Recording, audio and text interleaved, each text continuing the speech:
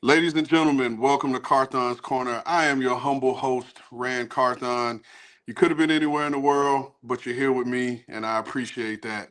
Joining me today on the show is a guy I have history with. He's one of my favorite people in the world, and I just want to give him the proper introduction. He's a six-time Pro Bowler. Yes, that's right, six-time Pro Bowler, five-time All-Pro, including two-time first-team All-Pro. He is the dean at the College of Yak, and he's also the dean at the College of Inline Blocking at a prestigious university that he helped found, and he's the current chancellor at Tight End University. He's a wrestling enthusiast and one of the biggest personalities in the whole NFL. And dare I say, and it's my opinion, kill me in the comments, I don't care. He is the GOAT tight end in 49er history. Ladies and gentlemen, George Kittle. Welcome to Carthon's Corner, Georgie. Hey, Rand. Appreciate you, dog. Hell of a fucking intro. Excuse my language. Hey, man, you wouldn't be you if you didn't come correct with that. So we're going to jump right in this, man. You're heading into year 9, and it's crazy for me to even say year 9 because we started together our 49er tenure, 5th-round pick in 2017. How does your body feel heading into this training camp? Ooh, that's a good question. You know what? Going into last year's training camp, I was recovering from core muscle surgery, and I'd had my adductor reattached. So that was a little bit more painful. This year, I feel fantastic. I'm healthy. No crazy injuries last year. I was able to have some downtime, have been able to crush my physical therapy stuff, get in the gym and work out a bunch, a lot of cardio. So I'm feeling great going into camp. Just really excited about it because last year I had some hindrances, and this year I just got to go in full throttle. I can't wait for it. So you said it last year, you came in a little banged up, had a bunch of guys banged up. BA had a contract holdout, had all these different things swirling around the 49ers organization. Headed into this training camp, you get a healthy Christian back. BA is going to be in some portion of practice, but he'll be there. Big Trent is coming back. What can we expect out of this 49er offense this season? See, I like how you worded that because everyone always asks me about the team. I'm like, well, I can really only, I do my best on the offense, but I'm looking forward to it because, yes, we lost my guy Debo. I love Debo to death. And, he's one of the best playmakers in the NFL, one of the best superstars. And we're going to miss that. You don't replace Debo very much, the things he can do for your offense. And then we also lose Aaron Banks, who had a hell of a career with us. Now you get, a very highly paid guy who deserved it from the Green Bay Packers. And I'm happy for both those guys to get, new opportunities, and we're going to miss them both. But what I love about the NFL and what I love about the Niners is, we've always had that next man up, that opportunity mindset. And so now you have guys who are going to be able to compete for these opportunities because Debo, he was 60 to 100 catches a year, a lot of rushing attempts. Aaron Banks started almost every game for us. So we lost a lot of production, a lot of value, but now we have to give guys these opportunities to go out there, and make a name for themselves. And I'm just really looking forward to the competition during training camp to see who's going to earn and deserve that role. And to your point, there's a ton of turnovers. I mean, you had, like you said, you lost Aaron Banks, which is a member of this offense that people don't talk about enough. Him being a consistent starter there at left guard, pairing up with Trent, and then being a common voice to anybody that's had to play next to him. So you lost him, but let's flip it over. You said people more ask you about the team. I'm going to tie in the defense, but this is still an offensive question. There's been even more turnover on the defense. You lost a ton of guys up front, which we both know that this 49er defense is ran by what they do up front. Do you guys as an offense feel like you have to carry the team this year until those young guys on defense can come along? I wouldn't say carry the team. I think just our expectations of ourselves and the standard that we set for ourselves in offense is we want to score a lot of points. 2 years ago, I think we were one of the highest scoring offenses in the league. We were scoring over 30 points a game. And I think that's what we expect ourselves to be able to do again this year. That's what I want us to do again this year. And so I don't think it has anything to do with the defense. We could have the number 1 ranked defense in the NFL in the history of the world, and I would still expect our offense to put up close to 30 points a game. And I think I don't know what our goal is, but I want to be a high-scoring offense. I want to control the ball. I want to run the heck out of the football. And, I want our offense to be able to win the games. And the nice thing about playing for the 49ers is we've usually had a dominant defense that, allows us to really run the ball and, control the clock. And, this year, there's question marks. We lose Dre Greenlaw, Hufanga, Charvarius Ward, defensive linemen. There are a lot of new faces in the building. And, I think one, from just being at OTAs practices this entire year, which is really fun. We had like 99% of the guys were there. Even Trent Williams was there for a couple of the days, which was pretty fun to see him in the building. And but when you have everybody around, you get to see everybody, you get to meet everybody. You can kind of like establish what the standard of being a 49er is when all of your captains and all your guys are there, all your foundational core pieces. And I think the guys that we brought in have seen that, and they want to get to that level, or they want to exceed and help us lift that standard up really high again. And so I'm really excited about the season. And I think with Saleh back in the building, he knows how to put guys in positions to succeed and to not leave guys on islands and, put them in really tough positions. So I think he's going to do a great job. I can't wait to compete against Saleh all training camp.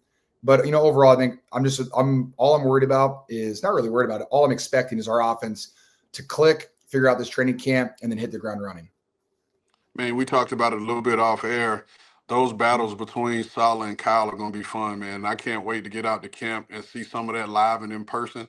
I don't know how much it's going to actually make TV because of the bleep meter and all the rules, but it's going to be fun, man. And right now, over your left shoulder, I see the Little Caesars. I see the Little Caesars box, and you're joining us via Little Caesars. And you have a deal with them. You have an endorsement. You're an ambassador of the brand. What was it about Little Caesars that made it such a great fit for you? Ooh, you know what? I think the first thing that made it a great fit was I always thought growing up that the pizza phrase was one of my favorite things. I always thought it was really catchy. And so then when I finally got the opportunity to work with them, and then I got to see like how fun it is to work with them, how fun it is to do the shoots with them. I was hanging out in bunk beds with Cam Jordan and Ryan Fitzpatrick. They made me my entire family with my face on every person, even a dog. And then this year, they have me hanging out with the Deal Deer because we're going to deliver offers this fall from Little Caesars that you guys just can't wait for. So overall, I just love being a part of a company that, one, lets me be myself and like kind of highlights the fun that I like to have. And then they just kind of dive into it with me. So it's a great company to work with. And, and they're also here letting me talk to you. So that's even better. Hey, man, shout out to Little Caesars. Pizza. Gotta love it. So you're on location right now. You're shooting a commercial. I know you're shooting a commercial. We're going to get to see it at some point. But give us a little sneak peek. What can we expect on this commercial that you're shooting right now? You're going to see some explosiveness, and you're going to see an actual deer that is going to be one of my best friends. And it's pretty funny. I would have to say it's silly, but it's so spot on with the things we've done in the past. And I'm really excited for you guys to see this deer who he has some issues and he really, really wants opposable thumbs. But, it's easier to hold a pizza that way. But it'll be pretty funny. I'm thoroughly excited for you guys to see it.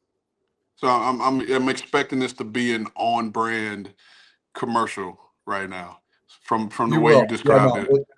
Yeah, it's pretty much me in a nutshell, I will say. All right, final question before we get to a little game I like to play on Carthon's Corner. Final question. Yeah. What are the chances, if it hasn't already happened, what are the chances that we're going to see George Kittle adding Little Caesars franchises to his investment portfolio? Oh, that's a hell of a question. Let me ask the Little Caesars people in the room with me. Yeah, we're in. That's awesome. They gave me the thumbs up. We're in. Hey, folks off camera, George is in. He's going to build an empire. He's going to have them all across the nation.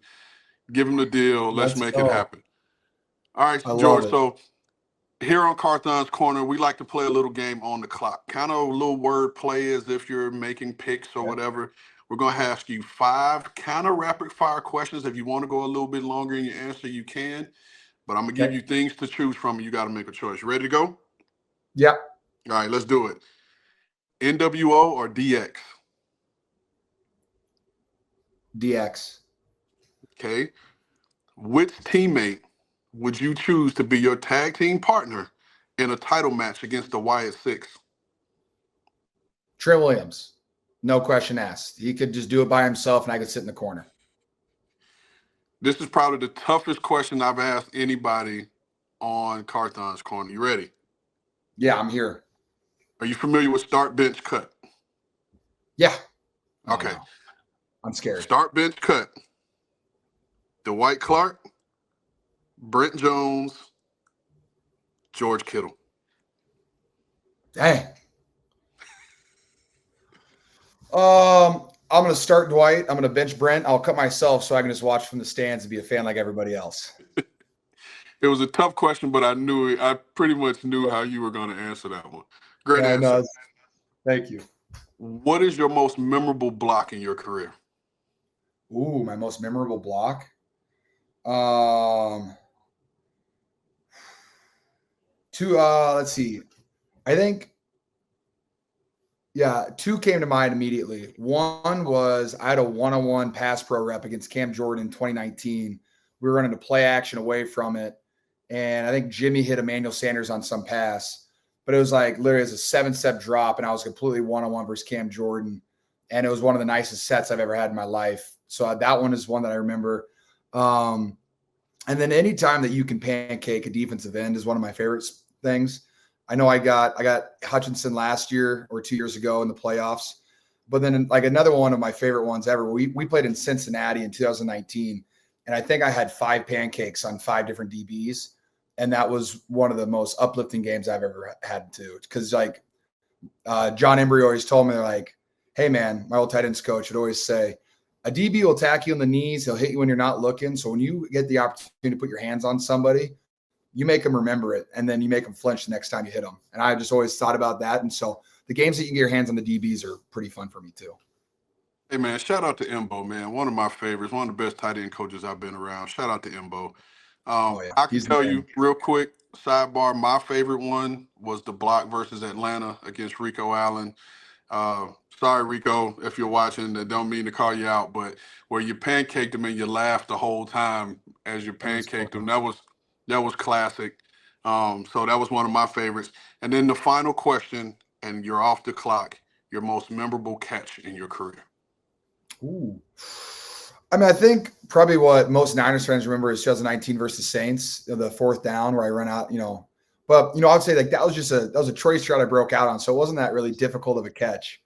I would say 2 of my favorite catches. One came last year against the New England Patriots, where I ran it was a corner and up. We were supposed to run it from like the 50-yard line, and we ran it from like the 12. Hard to run a double move corner in the red zone. But Brock threw it anyway, and I got to jump up over 3 guys. That was definitely one of my favorite. Like that's a cool photo that I have hanging up.